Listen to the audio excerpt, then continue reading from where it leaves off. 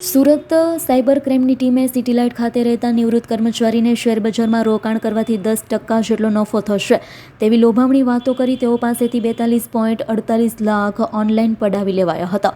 આ ઠગાઈમાં અગાઉ મિત કિશોર સેલિયા, દીપક ગોપાલ, ઉદયનાથ નાયક, કેવલ મહેશ ડાહિયા દિયોરા અને બંધ બેંકના સેલ્સ મેનેજર તથા ઇન્ડસલેન્ડ બેંકના મેનેજર સહિત 3 આરોપીઓ રાહુલ ચંપક મિસ્ત્રી, મિલન જયંતિ સાંગામી અને ઉર્વિશ સંજય નસીદની અગાઉ સાયબર ક્રાઇમની ટીમે ધરપકડ કર્યા બાદ વધુ એક આરોપી એવા વિશાલ ઘનશ્યામ લવજી ઝાલાવાડિયાને પણ ઝડપી પાડ્યો હતો.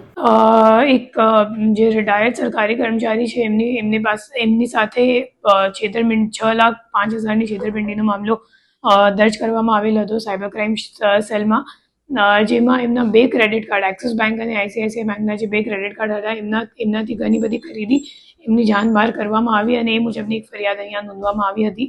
અને આગળ જ્યારે તપાસ કરવામાં આવ્યો તો ખબર પડી કે જે ફરિયાદી છે એ કંઈક અનવેરીફાઈડ લિંકમાં ક્લિક કર્યું હતું અને એના કારણે એમનો ફોન હેક કરવામાં આવી ગયો હતું. અને જે ક્રિમિનલ છે એ લોકો છેલ્લા 1.5 મહિનાથી એમના ફોન ઉપર નજર રાખતા હતા. અને જ્યારે રિટાયર થઈ ગયો, એમના પેન્શનના પૈસા હતા 6 લાખ રૂપિયા, એમના અકાઉન્ટમાં જે રીતે પૈસા આવ્યા તો તે રીતે જે આરોપીઓ છે એ લોકોએ ખરીદી કરવાનું શરૂ કર્યું.